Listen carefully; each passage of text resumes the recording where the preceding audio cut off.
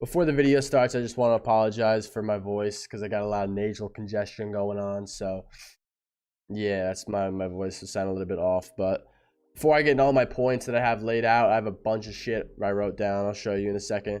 But I just want to clarify the statement I said when Fortnite is dying. When I say Fortnite is dying, all I'm saying is that less and less people are playing the game each month. Obviously, we know Fortnite's not going to die. It's such a popular game, but if Fortnite doesn't start making some changes soon, they'll lose a lot of their casual players, and that's a fact. I think the best way to start this is by going through chronological order when the Battle Pass didn't even exist. And don't worry, I'm not going to bore you to death. I'm going to go through these points fast, but look at this. I wrote a script. When Fortnite first came out, I had a bunch of friends online all the time. And like many others, we weren't necessarily drawn in by the gun mechanics, but more so the fact that the game had an insanely high skill ceiling due to the outbuilding and out editing you could do on your opponents and just shitting on kids that can only dream of getting a 10 kill solo game.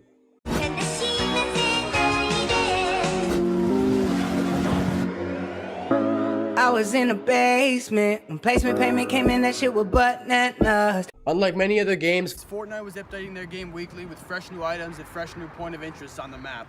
One of my best friends, Ansi in the third, shouts to viewage, ride or die as fuck, all that good shit, landed at Dusty Depot every single time because it was fast paced and you would always find a couple of noobs to eliminate. And then you can make your way into the OG factories that would make up for the little loot that you acquired at Dusty. And plus, how you gonna add CSP into the game and then take out my man's landing spot?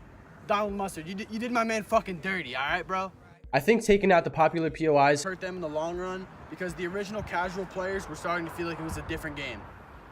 Busted through my homie door like Costanza. Think we ready to fuck these niggas up. With my nigga Freddy in a checkered pickup, try picking up hella Henny. They don't. Fortnite doesn't beta test shit, and that's been proven by the Infinity Blade, and they had that a day before the Winter Royale. They said, just adapt, by the way. You could have just disabled the item for the Royale, but they simply didn't give a shit about the competitive community. There will always be some stupid gimmicks in the game, whether it be boomboxes, bottle rockets, and balloons that worsen the loot table, or the deagle that one-shots builds. Loot table. A loot table is, the best way I could describe it is, you have all these items and guns in the game, and then you take out balloons, and then all those items that are still in the game have an increased chance of being found, whether it be on floor loot or chest loot. This is why I will always support Chap when he decides to build Code Chap at the top of Polar Peak in a $500,000 tournament to show how truly a joke competitive Fortnite is. Looking for the hoes, I'm wiping cause it's all I know. This was a mechanic that when you jump 3 or more stories high, you would automatically deploy your glider, basically eliminating all fall damage. First introduced in Soaring 50s, but would later make its way into public matchmaking. And I know what you're gonna say. Vlad, you were just complaining that Epic doesn't beta test, so you sound kind of hypocritical, man. Like, the problem is that testing redeploy in public matches for a certain amount of time that was undisclosed, because Epic, why would they tell you? Why would they tell you how long? Why would they communicate? They never do. It would just eventually split the player base in two. This could have all been avoided if Fortnite had separate servers with redeploy, similar to how PUBG has their own game on Steam and then their own game with the test server. And don't get me wrong, PUBG's a shitty game. Like, I'm not defending it. That's probably the only one of the things they got right. I was a big proponent for redeploy because it gave me the mobility to always be in the action. Gliding, then hitting some fat B-hops as I pushed myself to try surpassing my own kill limit. And looking at it from a competitive standpoint, and not just a pub stomping perspective, it was also fair in scrims. Giving everyone mobility in the last moving circles, and if high ground got shot down, there would be a sitting duck with their gliders out, getting ready to be shot. A lot of people complained about the third-party aspect when it comes to the glider redeploy, which I really didn't mind, but it was my fault if I couldn't outplay him or her. I think the gain with 50 HP on elimination being in the game, now I just took that shit out, so I don't know. I think redeploy could be worked with that feature, but most likely it will never happen.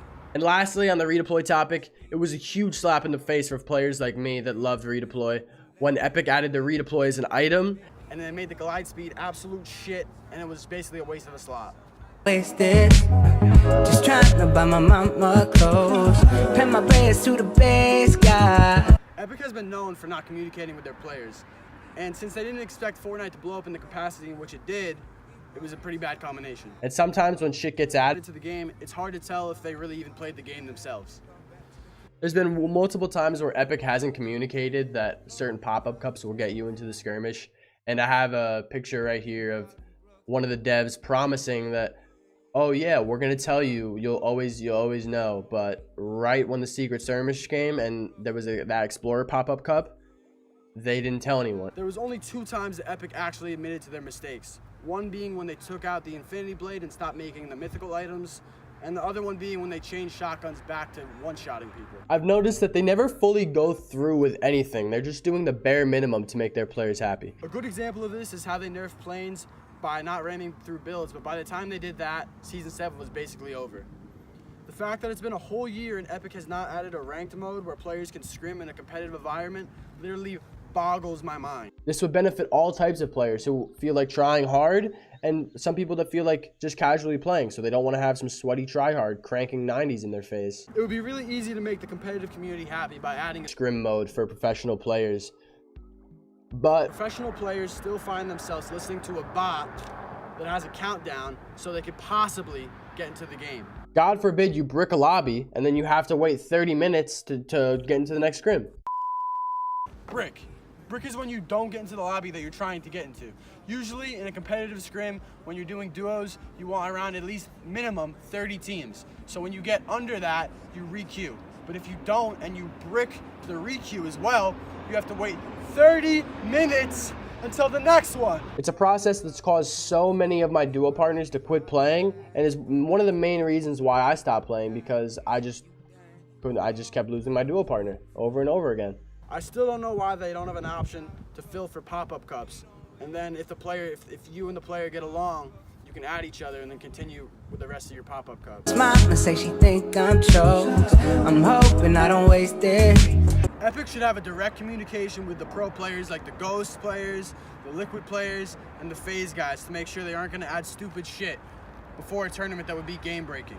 And also, on that same front, Epic should have the same line of communication with content creators like Alexia Ray, Valkyrie, Ninja, and Avery, and TSM Chica to try and recreate that same enjoyment that we had when we first started playing Fortnite.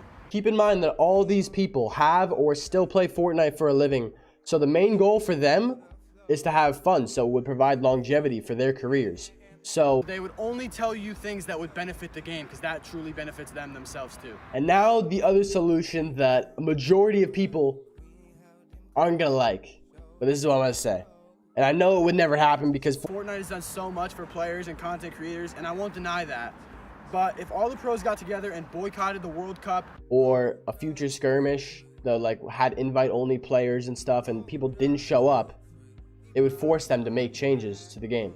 This is likely not to happen because everyone is too pussy, but what we can do as players with less notoriety is to not give Epic what they want. And that's a lot of viewers on the World Cup. Epic is trolling. Really? Yeah.